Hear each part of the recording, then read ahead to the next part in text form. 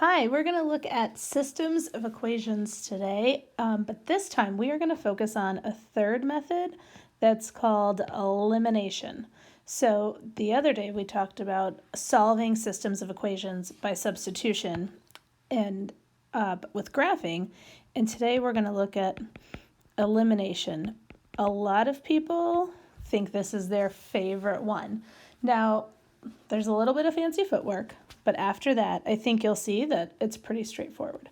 So remember, a system of equations is when we have two equations. So let's start with x plus 3y equals 2. Now, usually we draw a linear line in the format y equals mx plus b. And you can see that this one is just rearranged. We have mx plus y equals b. Ish, kind of, sort of, not really. So this is just rearranged, and when we do elimination, we usually set it up with the x and y on one side. So then our second system is going to be x plus 5y equals negative 8. So if you look at this, when we do elimination, the key to elimination is setting it up lined up. So our variables match. Like here's our x's and they're stacked on top of each other. And here's our y's, they're stacked. And then over here we have our constants that have no variable, our constants stacked up. So we're gonna do subtraction with this. And the key to this is that what we want to do is eliminate a variable. So we want to, that's our goal. Eliminate, which means go away, eliminate a variable. So in this particular problem, we're going to look for two coefficients that are the same. So 1 and 1, 3 and 5. Well, what's the same here? 1 and 1. So that means this one's kind of set up and ready to go. So here's what I'm going to do. I'm going to put brackets around the bottom one. And I am going to subtract the whole thing. This is like old school subtraction when you stack them up and down. So I'm going to subtract each piece. So that means I'm going to say x minus x is 0. Do you see how I just eliminated that variable? Then I'm going to say 3y minus 5y is negative 2y. That equals the green ones. 2 minus negative 8 is negative, 2 minus negative 8 is 2 plus 8, right? And that is 10. So now if we look down here, I'm going to erase this 0 because it's not really here. So if I look at this, I have a new function. I have 2y, negative 2y, equals 10. And this I can solve because it only has one variable. So I'm going to do that. I'm going to divide out my negative 2, and that's going to leave me y equals negative 5. So now I'm kind of right back where I was when I did substitution. I'm going to take my negative 5, I'm going to plug it in to either one of these functions so I can solve for x. So I'm going to choose my top one, which was x plus 3y equals 2. I'm going to plug that 2 in. So x plus 3 times y, which I said is negative 5, equals 2. X minus 15 equals 2. So therefore x is 17. And boom, I now know my answer. And my answer is 17, negative 5. Okay, so this is elimination. So let me recap what we did here. We lined up both our equations so that they vertically lined up with their variables. We made sure that we had a set of coefficients that will cancel each other out. Then we subtracted. That forces us to eliminate a variable.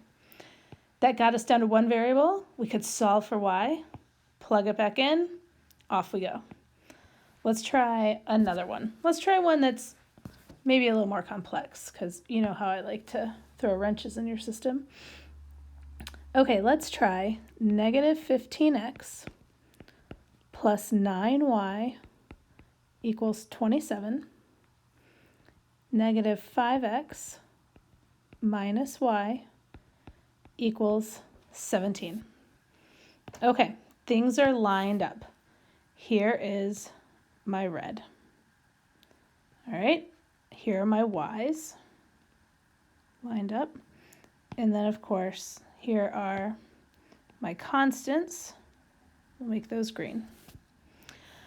So we said the first step is to get everything, to get a set of coefficients that are the same. And I do not have any coefficients that are the same here.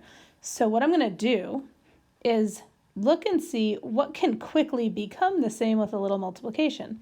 So for example, I can multiply this 5 times 3 and get 15. Or I can multiply this 1 times 9 and get 9. But whatever I do to one thing, I have to do to all of them. Would we rather multiply everything by 3 or by 9? Well, I sure hope you just said 3.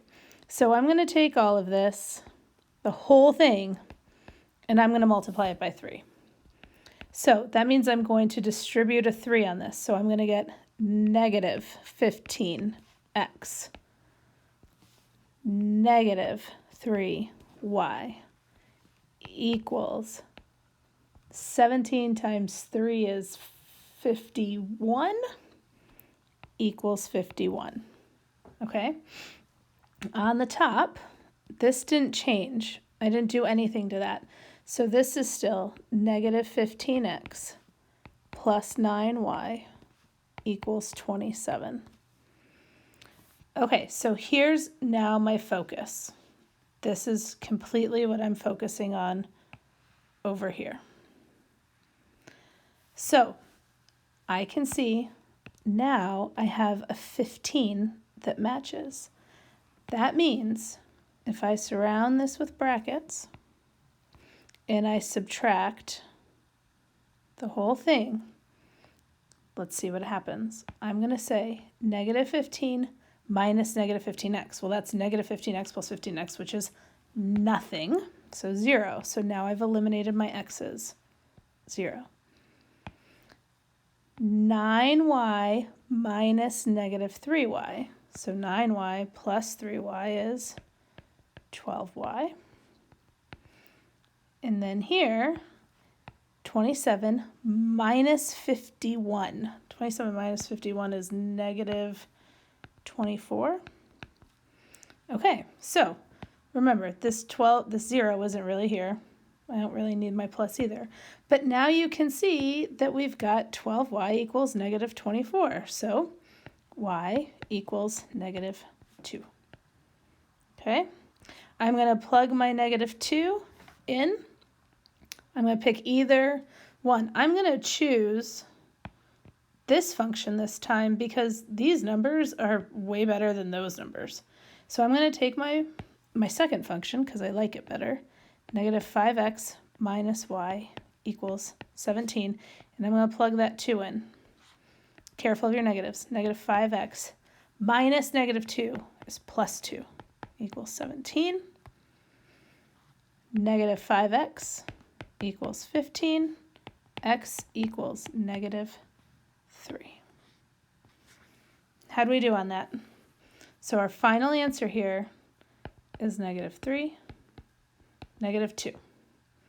Okay, so the difference in this one was that I didn't have matching coefficients when the problem was given.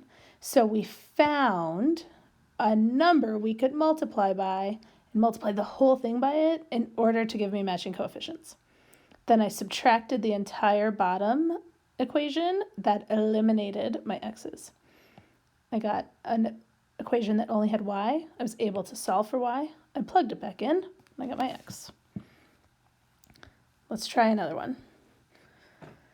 This time you try it, see if you can do it. Let's see. Let's go negative 3x minus 10. 10y equals negative 4. And then we'll also have x minus 5y equals 18.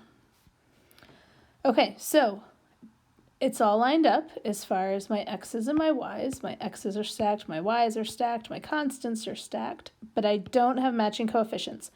So, choice. Do we want to multiply by 3 and get the x's to match? Or do we want to multiply by maybe 2 and get the y's to match? Just for fun, let's multiply by 2. Let's multiply this whole thing by 2. And what's that going to give us? If I multiply this by 2, I'm going to have 2x minus 10y equals 36. And in the top, we didn't do anything there. So negative 3x minus 10y equals negative 4. Okay, so here it is. So this time our y's are going to be eliminated, and that's totally fine. It doesn't matter if you eliminate your x's or your y's. It doesn't matter at all. Okay, so we're going to subtract the whole thing. So negative 3x minus 2x is going to be negative 5x. My y's are going to be eliminated, equals negative 4 minus 36 is negative 40. I'm going to divide out my negative 5, and I get x equals 8. Positive 8, because negative 40 divided by negative 5 is positive 8. I'm going to choose one of my functions to plug that 8 back into. I think I'm going to choose the second function again because it looks pretty straightforward. So I'm going to say x minus 5y equals 18, and I'm going to plug that in. So 8 minus 5y equals 18. Negative 5y equals 10, y equals negative 2.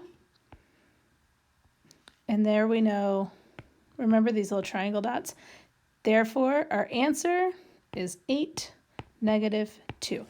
So what that means is if we rearranged these two functions and went and graphed them, like if we threw these on a graph, they would match, they would cross over here at 8, negative 2. Wow, that's the worst graph I've ever drawn in my whole life. But that's where they would intersect. If we wanted to solve them graphically, we could. We could solve these with substitution. We could have moved that 5y over and popped it in there and used substitution, 100%. Or we could use elimination. The key to this stuff is having choices and picking the most efficient route. So a lot of people prefer elimination. I prefer substitution, but elimination's a really great one. And depending on how your problem's set up, sometimes it's the best option. If they're set up with stacking of your variables, then go for elimination. Okay, I hope that made sense.